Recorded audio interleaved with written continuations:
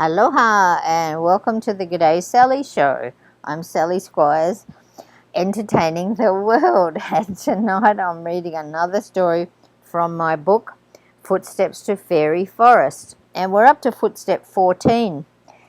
So you remember that the little girl in this book, she each day goes out with her compass and her bucket and spade, and she finds another footstep on the map that she found down in the backyard of her grandmother's house.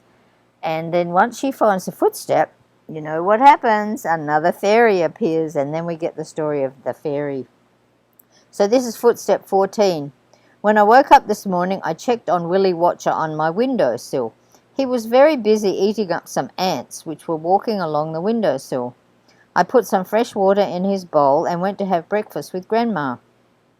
We were up so early that it was a little bit foggy outside, so Grandma made me some warm oatmeal while I waited for the fog to melt away. My map showed me that today I should walk in a west-northwest direction, so I checked my compass reading and started out. It also showed that the signpost for footstep 14, was what looked like a roll of honeycomb in the shape of an arrow. I was a bit worried that it might not be there. Maybe it had been eaten by ants. And it wasn't long before I came face to face with some ants. Right across my path there was what seemed like a huge army of ants. And the strange thing was that they were not carrying honeycomb or even honey, but each one was holding on to a piece of a bright green leaf on its head. There was a long line of them, and I was worried that I might disturb them, as I couldn't see any end to their long line. So I imagined one of my ballet steps when I stood on my tiptoes and walked. I stretched out my feet and stood up on my toes and imagined that I was doing a ballet, except that I took really big steps over the line of ants, not tiny delicate ones which we normally do in ballet. Though one or two of the ants looked very annoyed at me, I managed not to disturb them, and they just kept trudging along with their pieces of green leaf. After I had left the ants behind, I walked back on my flat feet as I normally did, and I noticed a big golden, honey-coloured cloud in the sky. It was beautiful, so I stopped to look at it, and I almost forgot what I was doing. Then a strong wind came along and blew the cloud away, and when I looked down at the path again, I could see a little way ahead a golden line. Yes, you're right. When I reached it, I could see that it was a roll of honeycomb. So luckily no ants had found it and taken it away. I got out my spade and scraped away the dirt and stones, and sure enough, there was the stone which said footstep 14. I held the stone in my hand as I waited for today's fairy, and soon I could see a green and rainbow-coloured flash, and in a minute and a second a fairy landed on the stone in my hand. She said her name was NANSOTEKTRA, and that she was the fairy of the glades, and then I fell asleep. And so now we're going to hear about NANSOTEKTRA, the fairy of the glades. NANSOTEKTRA carefully brushed the leaves off a mossy rock. She was careful to remove the leaves gently, as she didn't want to harm the green moss that was clinging to the rocks. Every morning she inspected all the glades in Fairy Forest to make sure that each one was clear and orderly, so that anyone who was walking through the magic woods would be able to get through easily. Suddenly the fairy was blown off her feet. A huge gust of wind blew her off the stone where she'd been sitting, clearing away the leaves. She tried to get her wings working to battle against the wind, but they weren't strong enough. And it is a very strange thing for a fairy not to be able to fly whenever she wants to.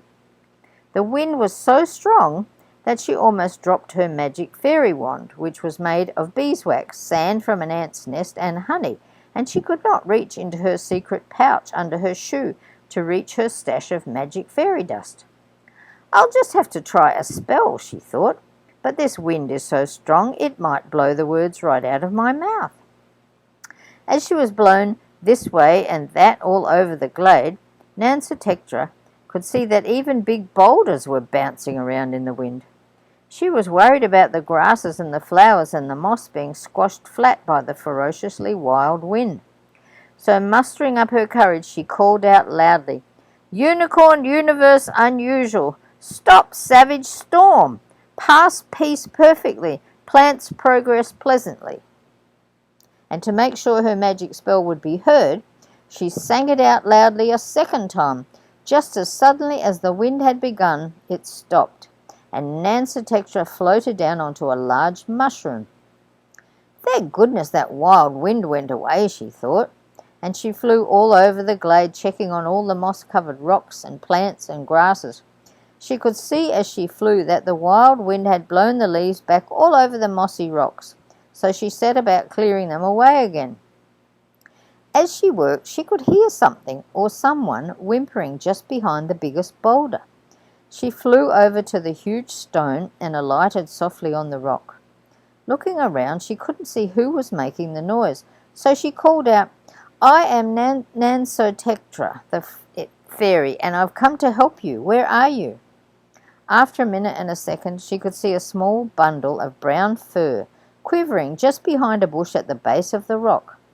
"Don't be afraid," said the fairy. "You can come over and tell me what's wrong."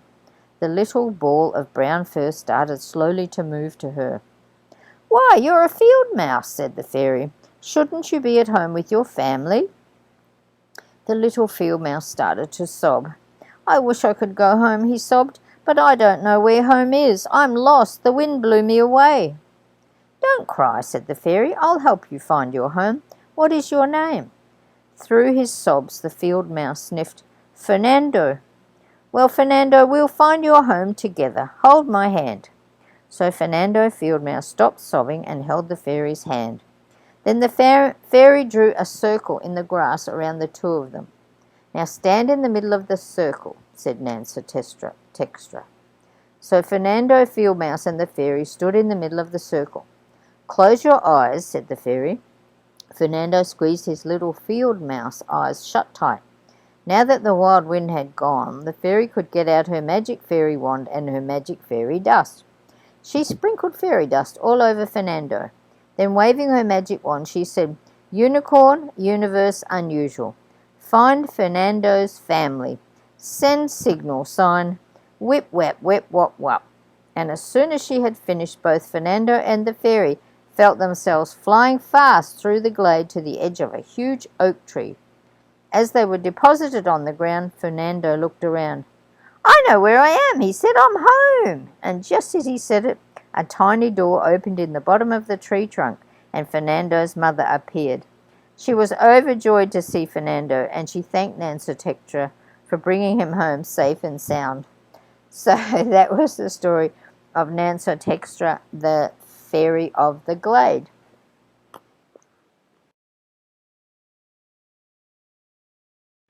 You know, Hawaii is a microcosm of the world, with people here from all over the world.